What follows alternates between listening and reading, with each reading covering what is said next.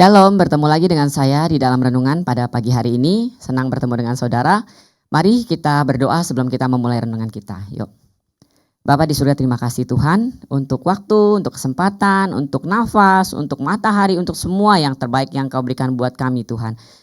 Kami tahu ini semua gratis Tuhan karena kasih karunia-Mu. Dan kami bersyukur kami boleh memilikinya pada pagi hari ini Tuhan. Karena ini adalah anugerah terbesar yang tidak bisa kami dapatkan dari manapun. Terima kasih Tuhan.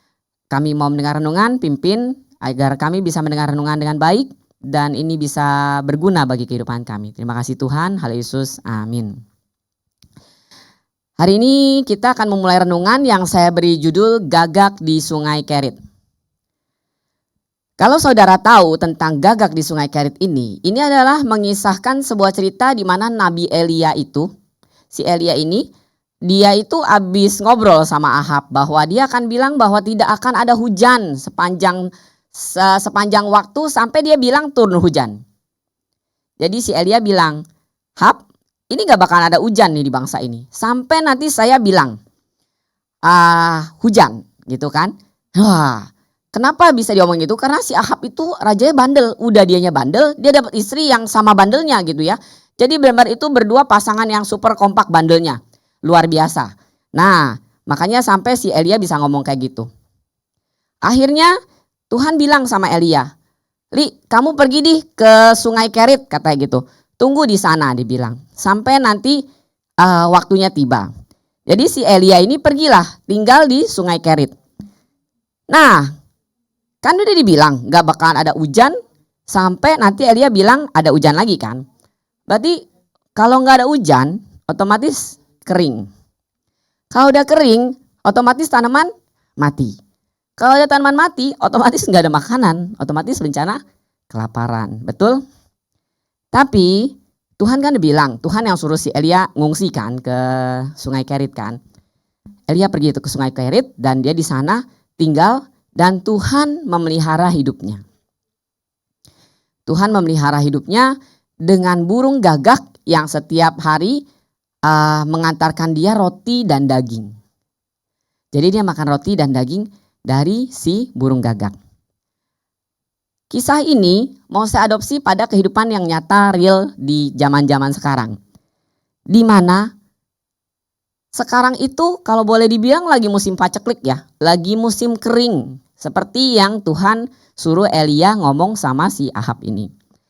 Jadi istilah kita tuh lagi dalam musim yang semuanya itu serba sulit. Tapi ingat bahwa Tuhan bisa memakai burung-burung gagak itu untuk memelihara si Elia.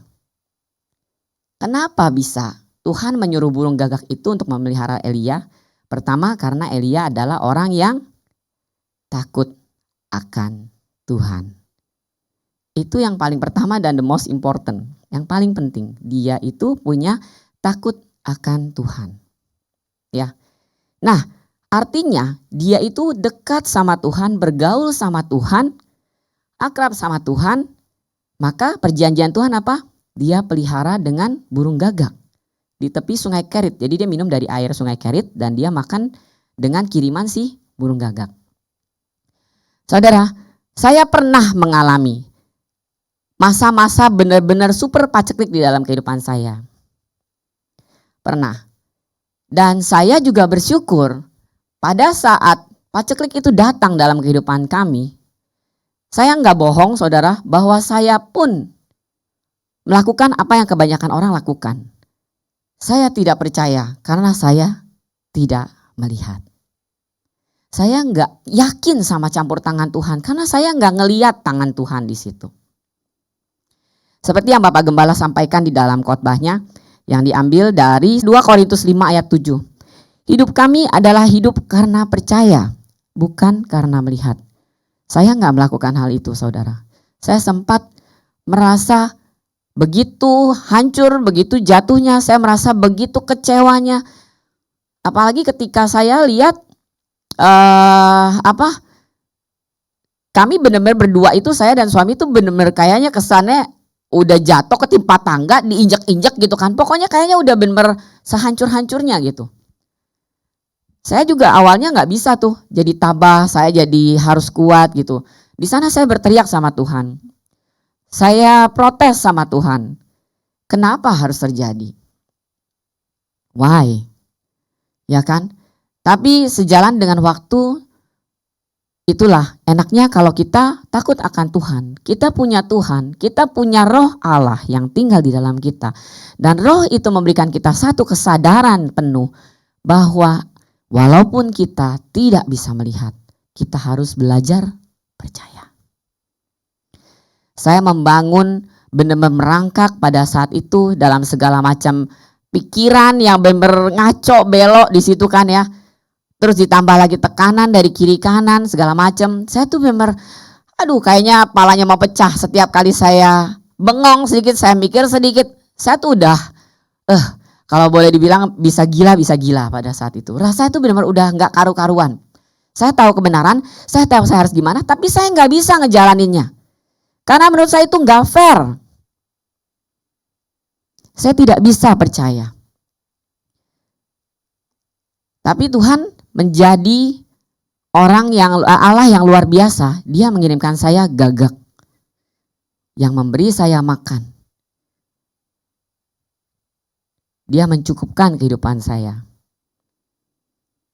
Tuhan tidak ngomong apa-apa waktu hal itu terjadi. Tapi Tuhan kirimkan Gagak.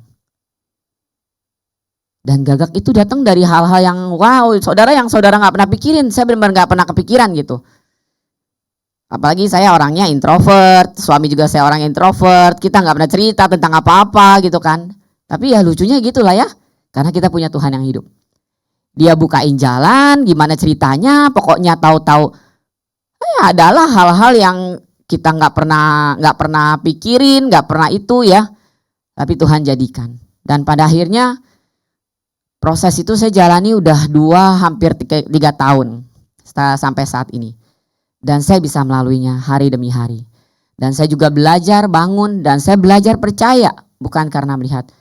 Saya ngalamin ini saudara. Lewat proses yang panjang. Tapi Tuhan mampukan itu semua karena kita punya Tuhan. Kita punya Roh Kudus. Ya. Saya tidak panjangkan buat teman-teman yang mungkin juga sedang mengalami sesuatu kekeringan seperti yang dialami pada saat itu. Percaya Tuhan akan mengirimkan Gagak-Gagak itu ke Sungai Kerit.